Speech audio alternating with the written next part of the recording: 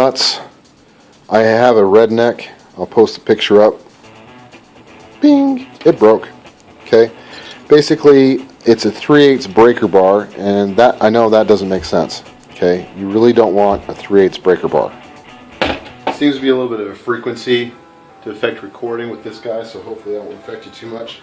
But I saw a neat trick on another channel after I watched my last Duralast video, where you can see how many teeth you have by counting at 90 degrees. And with this tag on here that can click, we can get a good 90 degrees. Okay, so it claims 72 teeth. Let's see what we've got. See if they cheat and make it stronger by having fewer. 1, 2, 3, 4, 5, 6, 7, 8, 9, 10, 11, 12, 13, 14, 15, 16, 17, 18, 19. It went just past, so it's probably between 18 and 19. You times that by 4. Well, 18 times 4, 32, 72. 72 teeth. So yeah, it does have 72 teeth.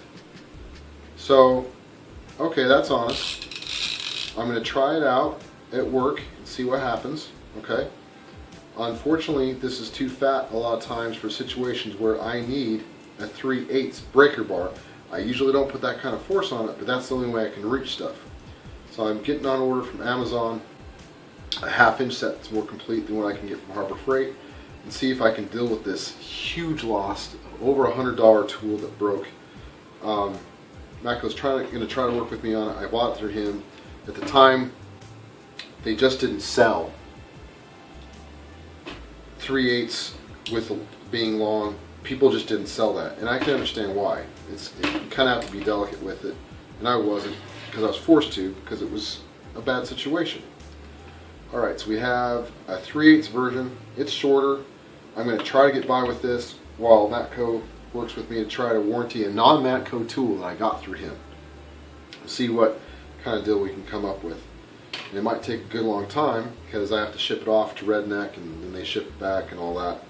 Matco now offers one for $200, but that I still need a laptop to do better editing. That ain't gonna happen. So I'm missing some length, and to be honest, I'll probably be able to do what I need to do, and that was smart of them to make this not break. This is 72 teeth as well. Let's see how good we got. I've got this turned on instead of off. Okay, it's halfway between clicks at 90. So 1, 2, 3, 4, 5, 6, 7, 8, 9, 10, 11, 12, 13, 14, 15, 16, 17, 18. And a half, which is fair because I had to go half to get here. So also 72 teeth. That's legit. Now what gets me is Duralast with my long, used it for tons of years, trust it. I put my life on the line with it, so to speak, because you're going to break yourself if this breaks. Okay, you have to have strong tools. Now I read online up on this, and it turns out that it might be better than chrome vanadium. It might be chrome moly, which makes it more flexible and stronger.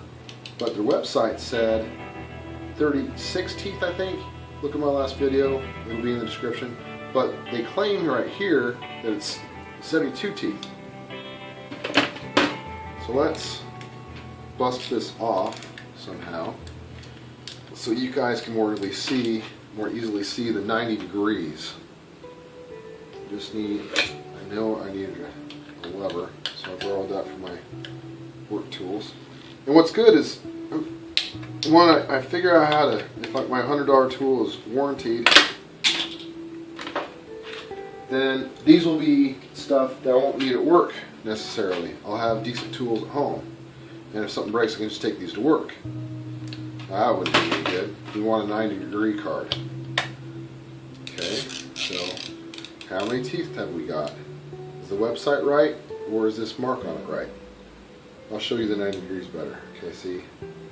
I really need to look at it so I know what it is.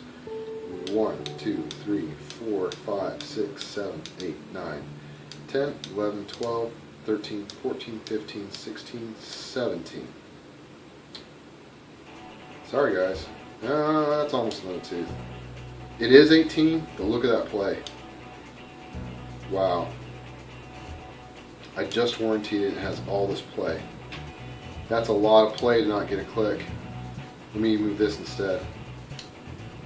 Okay, I got a click. I'm pretty sure that's more than 5 degrees. So technically it's 5 degrees per tooth, but with the play in it, you kind of have to work farther. How's the Pittsburgh do with play? Now, granted, this is untouched. This has already been through a little bit of abuse since my video. It's got a week of use on it, maybe. It seems like it's clicking real, almost nothing to click. So 72 teeth, but rough, but hey, it's tough, okay? Now, Pittsburgh is not made out of something as strong, if that 11-year-old website's accurate. It's chrome vanadium like you see everywhere. It's got a really, like, wow, that's better than the $100 tool in the sense of, wow. Wow, that is a nice grip.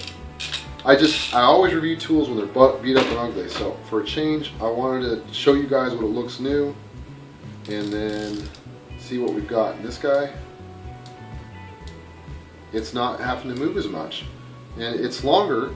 Now, don't get me wrong, you don't always want total length, because this guy right here, if he's too long, he's useless. He's sometimes a little long for me, so sometimes I grab something shorter. This guy's even longer. There's more often that this is going to work where this isn't. But like I said, I'm using this to try to get by with a tool that's probably this long. And I should have brought that home, but I didn't want to risk not having it work when Matco showed up to work with me on it. So that's my first impressions. Maybe a little bit better than Duralast in the sense that it feels finer. Who knows, maybe it'll break a little easier. It might take me years to finally give you an answer on this, but depending on how long it takes for them to break, because they're actually built quite well. But I know this one, I've always known that this is a little looser in play, but hey, inexpensive. I think right now on AutoZone it's 23 bucks. I actually originally bought it for more than that. This one's similar price, and this one's a little bit more. But like I said, half-inch tools, they don't fit in when I'm doing an alignment. Or there's Chevys that you need all of this and sometimes more, and only a 3/8 is going to fit there to do a back disc brake job. There's tons of Chevy SUVs like that. It's a pain in the neck. I mean, yeah, I've got the really expensive Matco ones that I can work in that space now, but a young tech can't spend $300 on rationing box handle wrenches. Alright guys, I promised you I'd tell you my long-term result on those Harbor Freight 1/2" and 3/8 flex head 72 teeth. Well, it goes something like this. The 1/2" one, I used it for really heavy jobs, and I've already had to warranty it because I don't have it because they're at work, forgive me. But the flex part of the head has a tightening section like I showed in my Duralast video. I bent it out working it hard to where the little Torx bit wouldn't tighten together. The Duralast ones that have the hex head tightener, they used to be Torx as well, but they've learned to go with hex head because that helps it tighten down easier. Anyway, long story short, if you maintain it and you keep tightening it, you're usually good. Once you blow it out too much, you can't tighten it back down. You have to warranty it. Now, I've had to warranty my Duralast only for blowing out that centerpiece on the flex head one, not this one, when I wasn't maintaining it. With the Harbor Freight, even if you're trying to maintain it because you can't tighten it hard enough with the Torx head that's designed to only tighten so much, you have to end up replacing it. And I have a heavy metal object in my hand so I can show how upset I am in the surroundings of a later video to put it in perspective. The 3/8 Harbor Freight was so bad, I wanted to chuck it at Harbor Freight. I was so angry. First time I tried to use it, just a neighbor came by and needed their oil changed. You think you're undoing the oil bolt, and suddenly it flips, and now you're tightening the oil bolt. Back and forth. I was driven mad. I immediately took it back,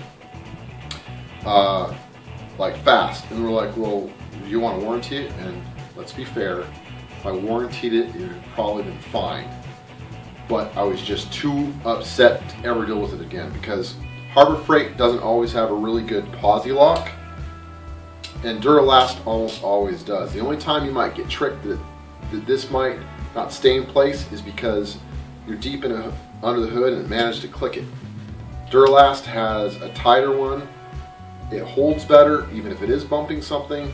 Harbor Freight's easier to move, and that's kind of the neg on them. But Duralasts are better. It's just there's not as many options. Harbor Freight has more options. They have the big 1/2-inch flex head. I need that when I'm doing really heavy things around a tire for an alignment.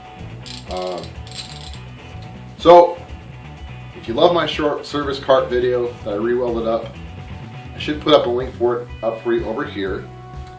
But also understand that while I traded in the 1/2-inch wrench to get another service cart, because I like having service carts so much, I want one at home and at the shop.